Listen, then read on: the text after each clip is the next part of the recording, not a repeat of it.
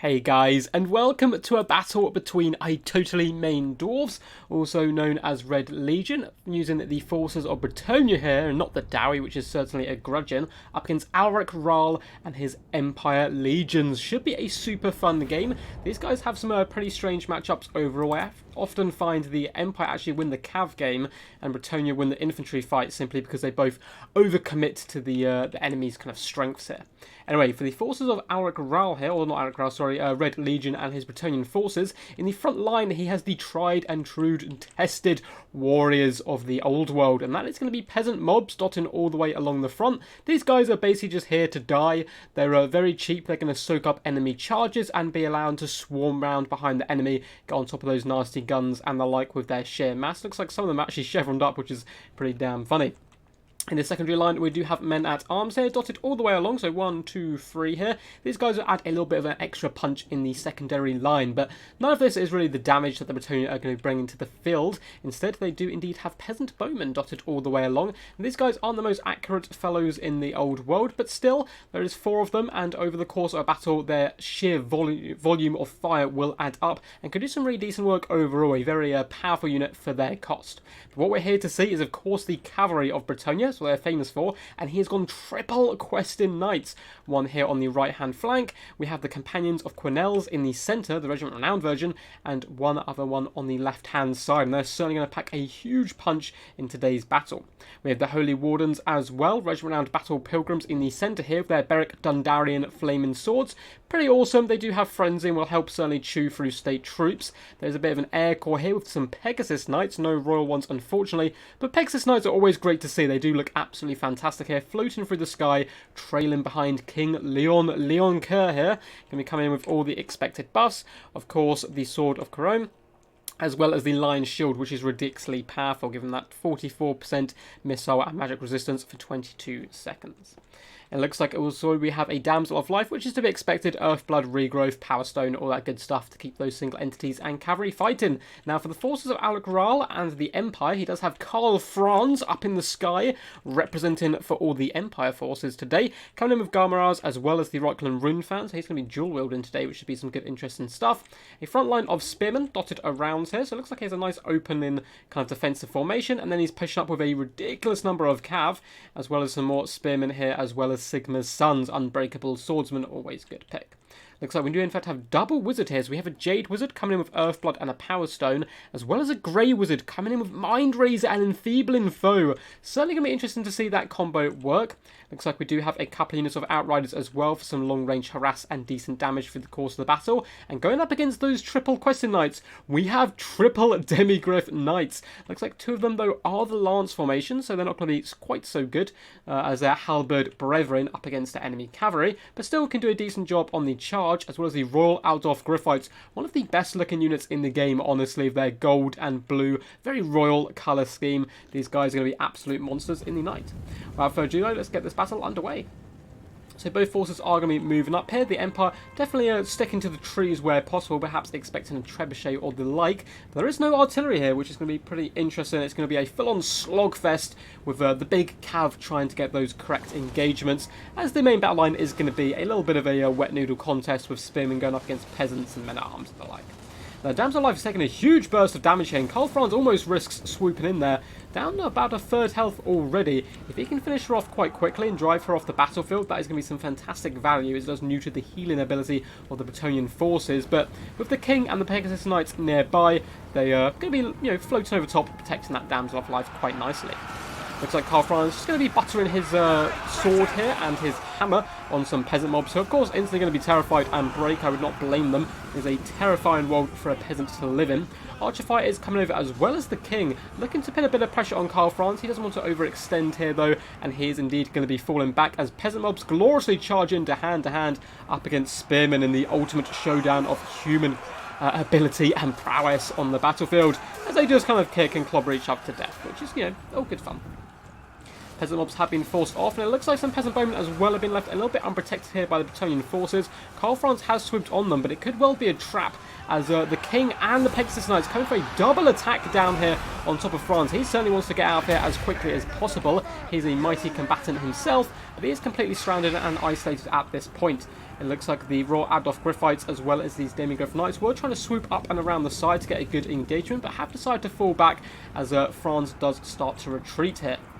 The Holy Wardens need to start to advance a bit more and help and chew through the spearmen, but there's no mega rush here for the Bretonnian forces. They do have the range advantage with all these peasant bowmen, and up in the sky, once again, they manage to catch Karl Franz, and he is just surrounded by these pesky peasants, or not peasants, sorry, Pegasus Knights, with standing ground pops as well. Looks like he's in fact going to dive down into the protection of the Demigryphs, and in come the Demigryphs, glorious charge with the Royal Adolf Griffites. The sword has been popped on them, but so has the Reikland Rune Fangs. They can do a ton of damage, and in come the Questing Knights. It's just a huge mosh pit in the centre as both forces of cavalry ride to their leader in a desperate effort to protect them here. Garmaraz and the Mind Razor has been popped on Karl Franz, which is some pretty crazy damage here. So let's actually take a quick sec at his stats. Over 900 weapon strength currently on Karl Franz. Certainly going to be given the business here. But the Lion Shield and Foe Seeker is active in this ridiculously huge blob fight, as all the healing goes down, of course, on both sides as expected. The Companions do have Impede the Foe pops on as well, so they need to be very careful here. And if we take a nice close-up, these Demigryph Knights really want to be cycle charging to points. They are trying to get all their buffs, but they don't want to go up against the anti-large Questing Knights, unassisted, or anti-infantry Questing Knights, sorry. So actually, it's a bit of an interesting matchup here, I suppose. Both these guys more designed to deal with infantry forces. But Karl Franz is going to be falling back here as arrows do start to loose in the sky, and they're taking out the Outriders pretty effectively, and the Outriders, of course, are one of the best tools to help deal with this large flying threat. Now, despite the mobility on the Empire force, it looks like they have all been bunched up in one blob, and that is allowing all these peasant archers just to consistently fire in, and that's certainly going to help turn the tide of the battle, as it looks like the Holy Wardens have managed to break in here as well. They're immune to psychology, going to be surrounding and dragging down these Demigryph Knights, who really need to be cycle charging here to get their full value. Sigma Suns are fighting in here as well, but Spearmen have been routed and forced off. Karl Franz is retreating back a little bit, but looks like he may be coming back in for another second swoop. He's going for it, but it looks like he may actually, nice, decides to dart away from the King, which is a good bet at this point. He's down to about half health, and they really need to force their way into the back lines. It looks like there was an attempt over on this hand flank, but it was just spearmen going up against men-at-arms, and all like, so that's just going to be there for absolutely ages. And the consistent fire from the peasant bowmen, it looks like they may be able to win this day. Balance power is a tiny bit in favour of the Bretonnian forces here, probably due to the King being so healthy. But it looks like the Demigryphs have been broken back here, or some of them have fallen back as well, trying to get in some effective cycle charging, which is what he needs to do, basically, to get his way back into this game.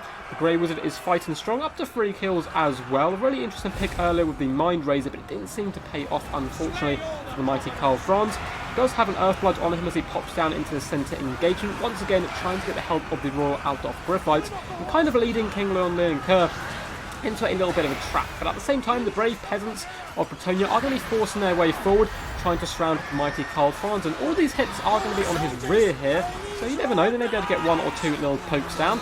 Karl Franz does trot away there to get back up into the sky. This is an incredibly close game here, but I think with the peasant bowmen still flying, it's going to be pretty tough.